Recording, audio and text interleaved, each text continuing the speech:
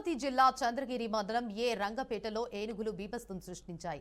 స్థానిక దుర్గం ST colony సమీపంలోని గ్రామాల్లోకి 12కి పైగా ఏనుగులు మందచొరబడి రైతుల పొలాలను ధ్వంసం చేశాయి. ఏనుగుల ఆకస్మిక దాడితో కొబ్బరి చెట్లు, పశుగ్రామ ధ్వంసమయ్యాయి. ఇక ఈ ఘటనతో గ్రామాల్లో తీవ్ర ఆందోళన నెలకొంది. ఏనుగుల బీభత్సంతో భయభ్రాంతులకు గురైన గ్రామస్తులు అటవీశాఖ అధికారులకు సమాచారం అందించారు. ఏనుగులను అడవిలోకి తరలించేందుకు అటవీ సిబ్బంది చర్యలు చేపట్టారు. ఇక రైతులు జరిగిన నష్టానికి భృతి అందించాలని ప్రభుత్వాన్ని కోరుతున్నారు.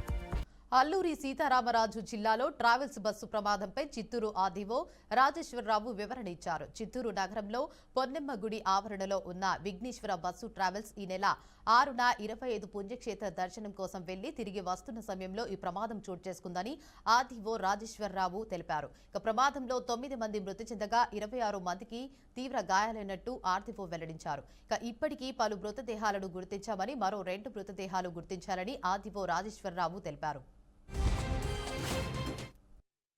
తూర్పుగోదావరి జిల్లా చిత్తూరు ఏరియాలో మన చిత్తూరు నుంచి టూరిస్టులతో వెళ్తున్న బస్సు ఒకటి ప్రమాదం జరిగిందని ఉదయం తెలియజేయడం జరిగింది.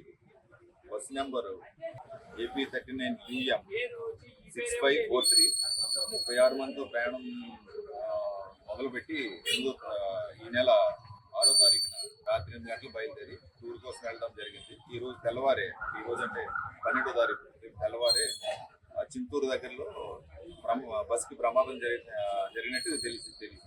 దాని గురించి ఆ బస్సుని ఎంక్వైరీ చేయగా బస్సులో 36 మంది ప్రయాణం చేస్తున్నారని తెలిసింది.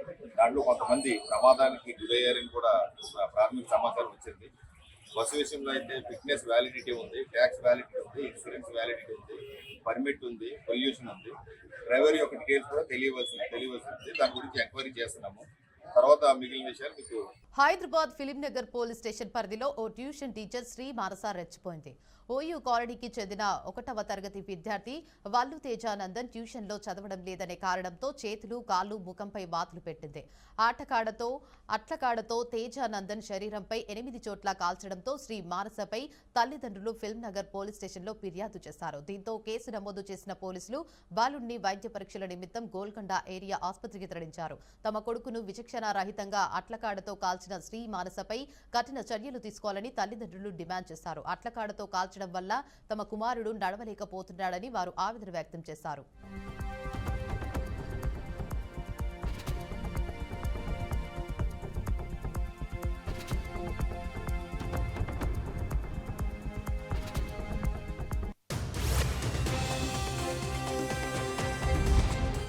కాంగ్రెస్ పార్టీ సీనియర్ నేత, కేంద్ర మాజీ మంత్రి, లోక్సభ మాజీ స్పీకర్ శివరాజ్ పాటిల్ కన్నుమూశారు.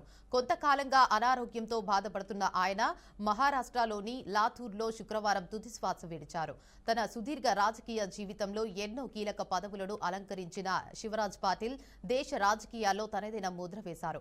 1972లో లాతూరు నియోజకవర్గం నుంచి ఎమ్మెల్యేగా ఎన్నికై తన రాజకీయ ప్రస్థానాన్ని ప్రారంభించిన శివరాజ్ పాటిల్ రాష్ట్ర అసెంబ్లీ స్పీకర్గా కూడా పనిచేశారు. 1980లో తొలిసారి లాతూర్ నుంచి లోక్సభకు ఎన్నికై జాతీయ రాజకీయాల్లోకి ప్రవేశించారు.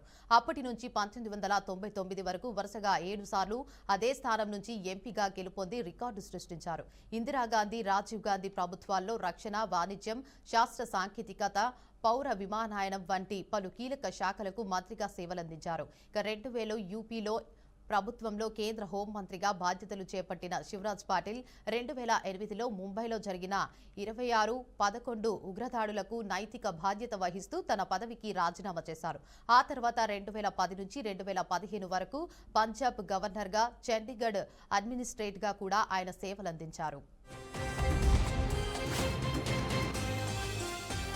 యుద్ధం ముగింపునకు అమెరికా అధ్యక్షుడు డొనాల్డ్ ట్రంప్ ప్రతిపాదించిన శాంతి ప్రణాళికపై అసంతృప్తితో ఉన్న ఉక్రెయిన్ సొంతంగా 20 పాయింట్ల శాంతి ప్రణాళికను రూపొందించింది. దాన్ని అమెరికాకు అందజేసినట్లు ఉక్రెయిన్ అధ్యక్షుడు జెలెన్స్కీకి తెలిపారు. ఇక రష్యాకు డాన్బాస్ ప్రాంతాన్ని అప్పగించడం తమకు ఎంత మాత్రమూ అంగీకారయోగ్యం కాదని స్పష్టం చేశారు.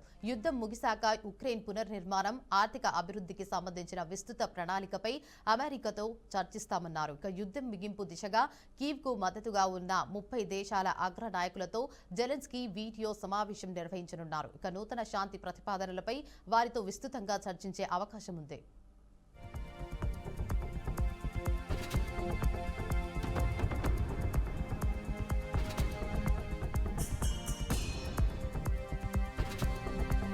జపాన్ను భూకంపాలు వణికిస్తూనే ఉన్నాయి. ఉత్తర జపాన్ తీరంలో ఈరోజు భారీ భూకంపం సంభవించింది. రిక్టర్ స్కేలుపై దీని తీవ్రత 6.7గా నమోదైంది. కొన్ని రోజుల క్రితం ఇదే ప్రాంతంలో 7.5 తీవ్రతతో భూకంపం వచ్చి కనీసం 50 మంది గాయపడిన విషయం తెలిసిందే. తాజా భూకంపం నేపథ్యంలో జపాన్ వాతావరణ సంస్థ సునామీ హెచ్చరికలు జారీ చేసింది. పసిఫిక్ తీర ప్రాంతాల్లో సుమారు మీటరు ఎత్తు వరకు సునామీ అలలు ఎగిసిపడే ప్రమాదం ఉందని అధికారులు అప్రమత్తం చేశారు. అమెరికా జియోలాజికల్ సర్వే కూడా భూకంప తీవ్రతను 6.7గా నిర్ధారించింది. ఇక హోస్ను ద్వీపంలోని ఇవాటే ప్రిఫెక్చర్లోని కూజీ నగరానికి 130 కిలోమీటర్ల దూరంలో సముద్ర గర్భంలో భూకంప కేంద్రం ఉన్నట్లు గుర్తించారు.